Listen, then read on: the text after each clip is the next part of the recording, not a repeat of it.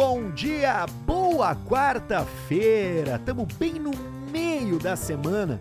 Hoje é dia 30 de julho de 2025. Eu sou o Arthur Gubert e a partir de agora você fica cheio de assunto para começar o dia. E quarta-feira é dia de cinema aqui no Refil, tem dica de filme. Depois dos assuntos, eu vou passar um clássico para você assistir hoje na Netflix, estrelado pelo aniversariante do dia. Então, presta atenção nas manchetes que daqui a pouco a gente fala de cinema, tá? O homem que matou 4 em um atentado no meio de Nova York tinha um objetivo. Ele queria invadir o escritório da NFL. A China anunciou que vai pagar para casais terem mais filhos. Tá mais caro andar de Uber. E o maior aumento do Brasil foi em Porto Alegre. Mas já tá mais barato comprar alguns alimentos, como carnes e frutas, por causa do tarifaço do Trump. E ainda falando de comida, saiba quanto as confeiteiras estão faturando com o morango do amor. Antes de entrar nos assuntos, deixa eu fazer o refil do meu café.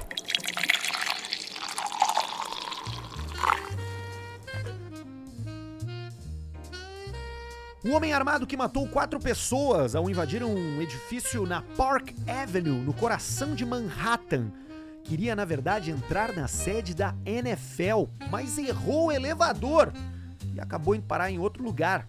Vamos entender essa história. O prédio é endereço de grandes empresas, como a Blackstone, que é uma gigante dos investimentos, vários bancos internacionais, além da gestão administrativa da NFL. E esse cara carregava no casaco um bilhete culpando a liga por uma lesão cerebral.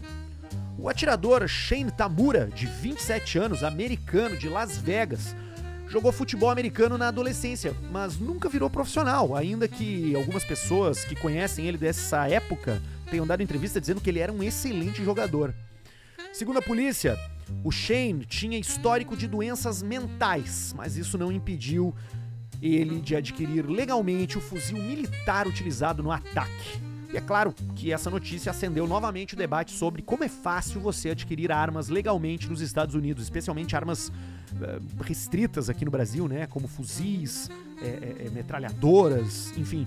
É muito difícil dar uma opinião a respeito desse assunto sendo brasileiro, porque possuir armas nos Estados Unidos se conecta muito com o ethos do país, né? Com o espírito do americano, que é muito vinculado à liberdade de se defender. Então, eu não vou entrar nesse vespeiro, mas me parece que pessoas com históricos de problema mental, essas aí não deveriam conseguir comprar arma em lugar nenhum do mundo, né? Em uma iniciativa inédita para tentar reverter a queda da população, a China anunciou a criação de um programa de estímulo à natalidade. Eles querem que você transe por lá e tenha filhos. Porque a intenção do governo é oferecer $500 por ano para cada criança com menos de 3 anos, sem limites de crianças. O número médio de filhos por mulher, que já foi de 7,5 em 1963, pela primeira vez ficou abaixo de 1 em 2023. Segundo a agência estatal de notícias lá da China, famílias que receberem os recursos vão ter isenção de imposto nessa grana e isso não vai ser considerado um freio para participar de outros programas sociais, ou seja, são $500 limpinho. Esse movimento chama atenção porque ele é o oposto completo da política do filho único, que vigorou na China de 1979 até 2015, onde casais que tivessem mais de um filho sofriam punições, tipo multas e sanções do governo. E agora mudou 180 graus. Se até 2015 eles não queriam que você tivesse mais de um filho, agora eles querem que você tenha quantos filhos você conseguir.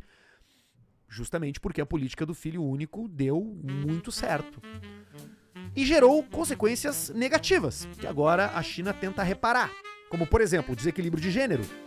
A cultura chinesa prefere os meninos, então quando as famílias engravidavam de meninas durante a política do filho único, muitas eram abandonadas ou as gestações sofriam aborto.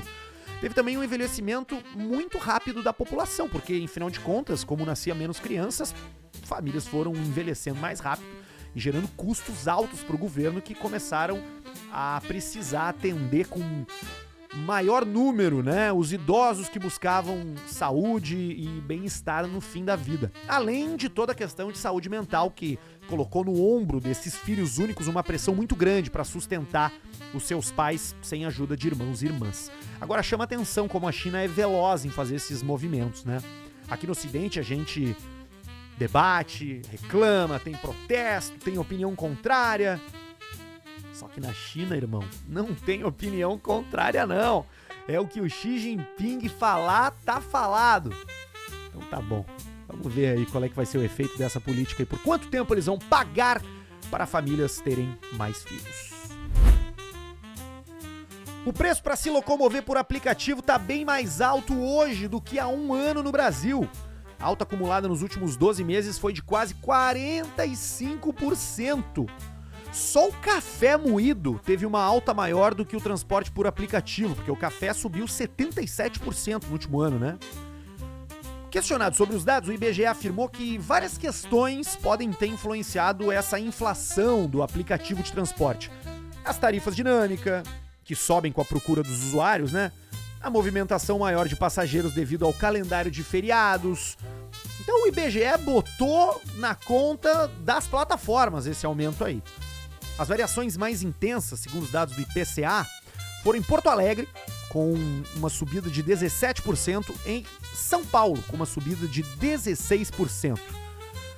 O que disseram os aplicativos para justificar esse preço mais alto? De acordo com a Amobitec, que é a Associação Brasileira de Mobilidade e Tecnologia, as empresas operam modelos de negócio que buscam equilibrar os interesses dos motoristas, que obtêm renda a partir dos aplicativos, com a situação econômica dos usuários, que procuram formas acessíveis de mobilidade. Ou seja, explicou, mas não explicou nada. E realmente, aparentemente, a subida no valor das corridas é responsabilidade das próprias plataformas, que levantaram a régua para que pudessem ganhar mais dinheiro.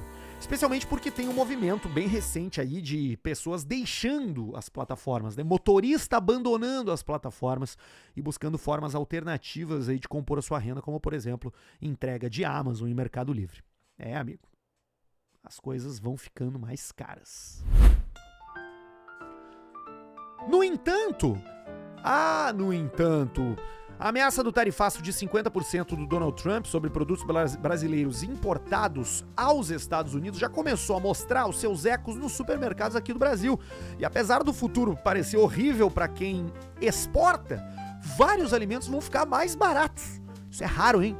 Isso acontece porque os produtores, que antes enviavam seus produtos diretamente para os Estados Unidos, agora estão aumentando a entrega no mercado interno, gerando uma tendência de preços menores para desafogar os armazéns que vão ficando cada vez mais lotados.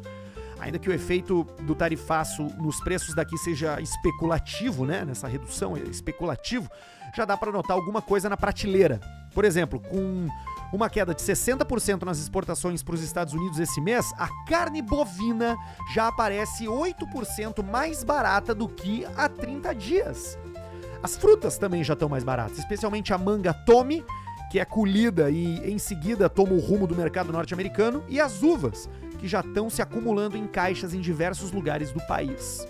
Só lembrando, tá, que o tarifaço ainda está no campo das ameaças.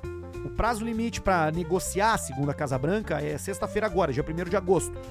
E o Brasil aparentemente não está conseguindo ser feliz nessa negociação. Alguns analistas estão dizendo que o Trump só vai tirar o pé se o Lula se humilhar, né? Porque o Trump gosta disso, né? Ele gosta dessa relação de poder. Ele é um negociador nato. E pessoas próximas ao Lula, o presidente do Brasil, estão dizendo que ele não vai se humilhar, não. Então essas tarifas devem vir com força, sim, a partir de sexta-feira. E aí a gente vai ver o que vai acontecer.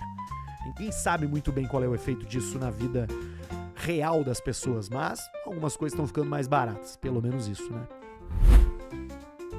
Já que estamos falando de fruta, o morango do amor, a nova tendência das redes sociais, tem feito confeiteiras faturarem entre 20 e 70 mil reais por semana. Que loucura, bicho. Elevando vendas em uma época onde doces têm menos saída. A receita, não sei se você já provou aí, tá? Mas ela tem o moranguinho envolvido por um brigadeiro branco, uma calda de açúcar com corante, que nem uma maçã do amor, né? Tá fazendo essas pequenas empresárias expandirem os seus negócios. Se liga no tamanho do hit que é o morango do amor, tá? Em cifras. Pra dar um exemplo aqui próximo de mim, a confeiteira Tayana Santos, de Cachoeirinha, que acumula ali 2,5 milhões de seguidores no TikTok, começou a vender o doce há um mês, assim que soube da tendência pelas redes sociais.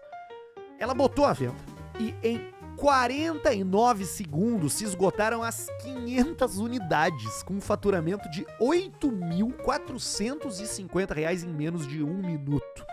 Eu experimentei o morango do amor esses dias, num outro podcast que eu faço, Caixa Preta, chegou lá uma caixinha de morango do amor e...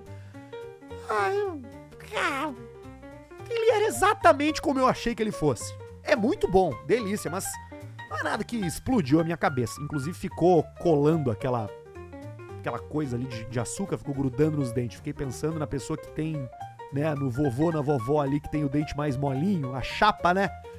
Já ia cair tudo fora. Mas é bom o tal do morango do amor. Se você não experimentou aí, experimente.